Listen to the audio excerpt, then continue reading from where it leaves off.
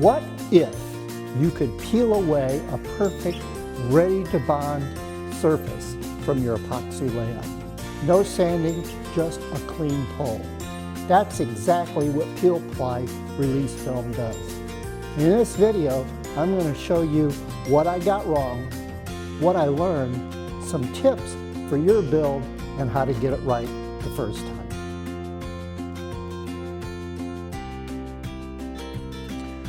So let's get started with the basics of what exactly is peel ply and why it should be used by a boat builder when you're doing a composite layup. Now in front of me, I've got some peel ply, which is a generic term for a type of release film, meaning that when you lay it into a wet epoxy and let it cure, it'll peel off cleanly without bonding to the laminate. And that's the key idea. You can see that peel ply is a woven fabric, usually made of nylon or polyester. This fabric is from Total Boat and is made of nylon. And it comes 60 inches wide and is sold by the yard. Now, it produces a really smooth, even surface, and it removes the amine blush, already making the surface ready for bonding and finishing. Now, epoxy is not resistant to UV and can get damaged. So, in finishing, all epoxy surfaces need UV protection. And it's either with paint or, as in our project, varnish. So, in addition to making a nice smooth surface, it also helps level out those areas, especially where perhaps two cloth layers are overlapping, and it will smooth that out.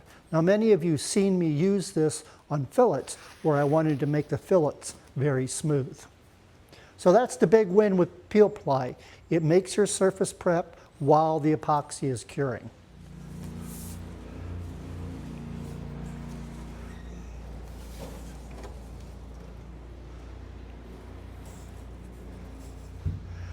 So what I've done here is I've laid out the peel ply in the kayak here. Now, this, I can go quite a ways, and actually far enough. I won't need to go all the way to the end with it, in that the cockpit ends around in here, so you really won't be able to see up in there very easily. So the important part is to get this part underneath the cockpit very nice and smooth and a good finish. Now, what I've got is, like I said, I could go that way, but this is really a large piece.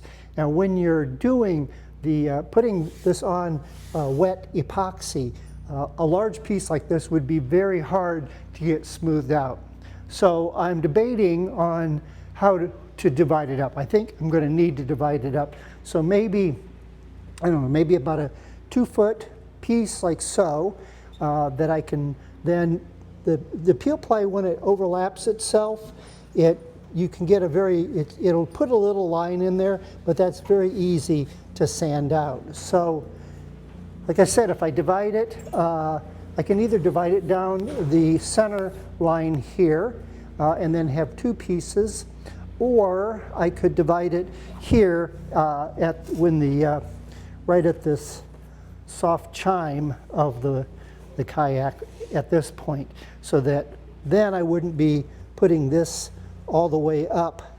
I would just get a nice surface on the bottom, and also I think that's probably what's going to be the most visible, is getting the bottom done. So I think my next step then is to figure out what size those pieces are and get them cut up.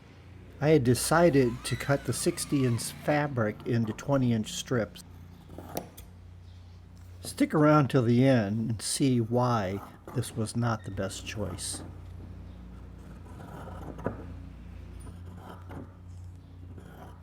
So you can see I've got all of my pieces laid out. Now, I decided that I could do one piece like this, and what I'm planning on doing, I've taped it on this side here so that I can just put these over, and then I can bring one at a time, and as I bring it over, I'll start here and then be able to work my way to the port side here. Now, one of the things that you may notice is you can see these folds in there. And believe it or not, those will show up in the final thing because it's raised up a little bit. So what I've learned to do is to iron the peel ply, and then I get rid of that fold in there. So that's what I'm going to do next, is get all of my pieces ironed.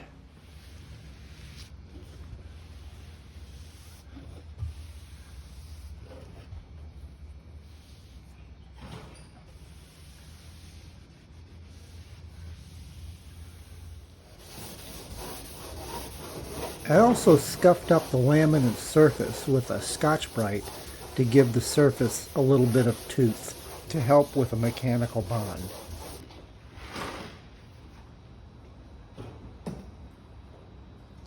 The first thing to do, now that we've got the inside all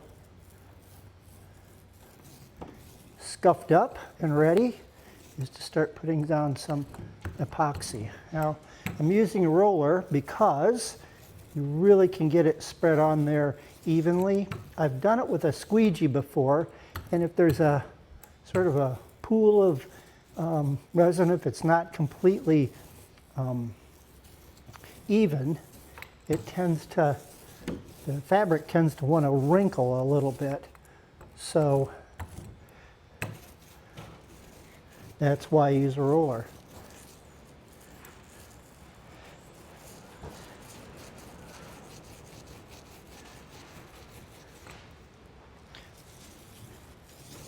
I'm going to go just far enough for the first piece.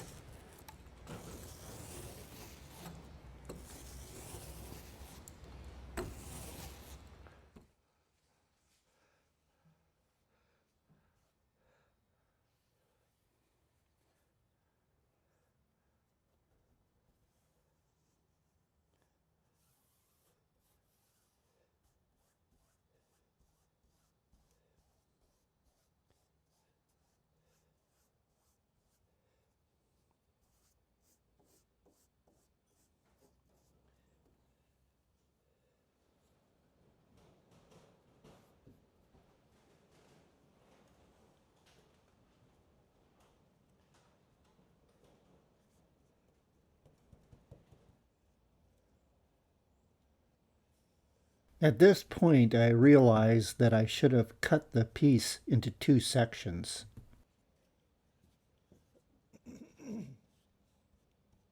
As you can see, I struggled a bit with getting the fabric smooth.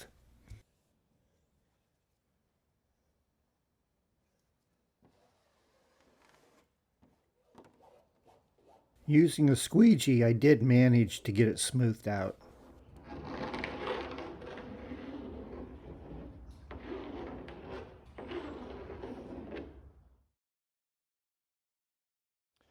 Well, it's the next day and our epoxy is all set up. Now, there are a few things that I wanted to mention before we pull the fabric off of there.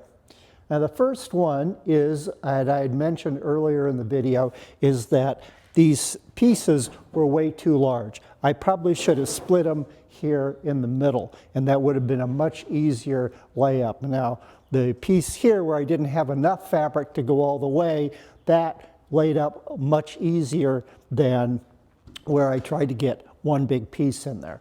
So that's probably one of the first lessons, is don't try to use a very large piece of fabric on your layups. Smaller pieces will work better, they're easier to manage. Now, if you're doing a very flat surface, it's probably fine to use a bigger piece depending on how big that actual piece is. Now, I know when I built a little dinghy, I used peel ply on the transom, and the transom was probably maybe 32 inches wide by about 18 inches tall, and I was able to do that with one piece of peel ply because it was a perfectly flat surface. And you'll see when I show you the bulkhead, it came up really, really nice because it was just a nice smooth flat surface and easy to lay that fabric down.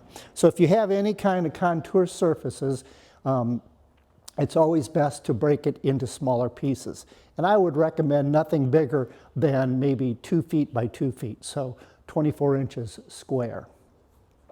So that's the first thing that I wish that I had done before I did the layup. The second thing is I did not pay attention to the temperature outside and what was going on here in the studio. It's springtime here, and the temperature can vary greatly. You see, in the video you can see I was wearing a t-shirt, and it was very warm yesterday. Today it is 39 degrees outside right now, and yesterday it was in the 80s. It was in the afternoon while I was doing that. So what happened was I mixed up enough epoxy to do 2 sections. And by that time I got to the second section here, my epoxy started going off on me. So I did not get quite as good of a layup here in this middle section as I did in the first one, mainly because I was running out of time and that epoxy started getting sticky. So that's probably the second lesson, is to make sure you pay attention to the temperature and what's going on. I should have mixed small batches, so I had a fresh batch each time that I did it. Now, the other thing that I did not mention earlier was that you need to leave plenty of fabric to grab a hold of and peel off. You cannot get the fabric off where it's right up against the edge. In fact, you'll see here, there is no possible way that I'd be able to get that peel ply up off of there if I didn't have this bigger piece to grab a hold of to pull that off. So that is a problem. I've seen videos of people that laid it up and did not save anything like this, and it was virtually impossible to get it off. So always leave a little bit to grab a hold of here. Now the other thing is, in the order that you put your panels down, you want to do the reverse in removing them because you have them overlapping. So let's see how this is going to pull off here.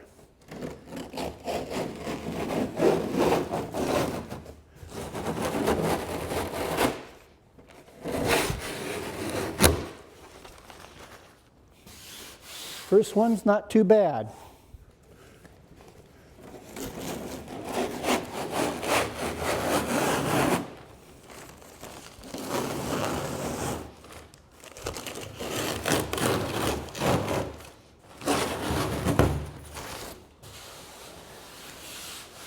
A very nice surface. You may be wondering if you can reuse this. You cannot. It's to be thrown away, cannot be reused. I had mentioned earlier about not worrying about an overlap. You can see where that line is there. Now you can barely feel that there's any difference at all. And the little pieces of fabric that got stuck in there, a couple of swipes with some sandpaper, and that'll clean up really nice.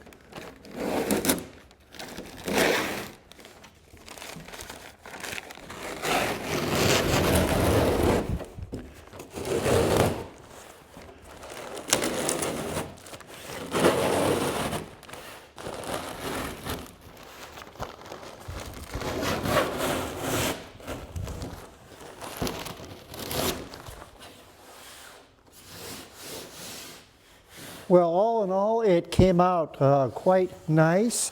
I'm pretty happy with it. There's a couple of little spots. I had mentioned this center section where the epoxy had gone off on me a little quicker than I had cared for it to. So there's a few little wrinkles that I got in here that will sand out just fine. Anyway, let me show you how the bulkhead came out.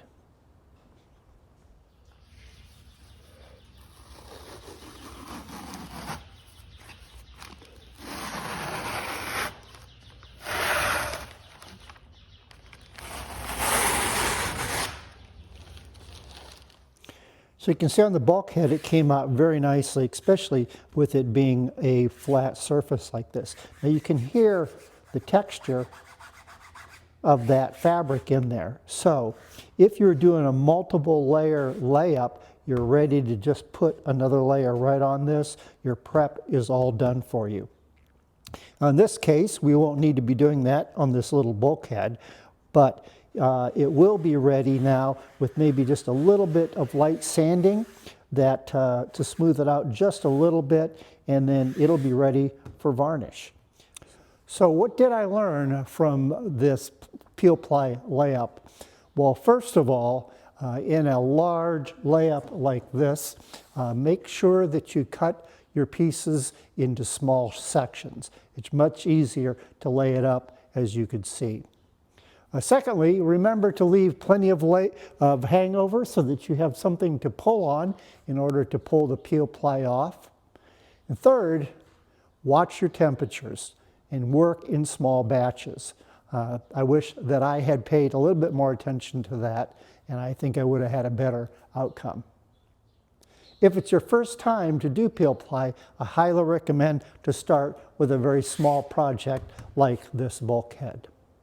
So that's it for this video. I hope that I've given you enough information that you can give peel ply a try for yourself. Now, if there's anything that I didn't cover, please leave a comment or leave a question in the comments below. I read all of the comments and I answer all of the questions. Try to do that in a fairly timely manner. So as always, thanks for watching, and I will see you the next time on The Art of Boat Building.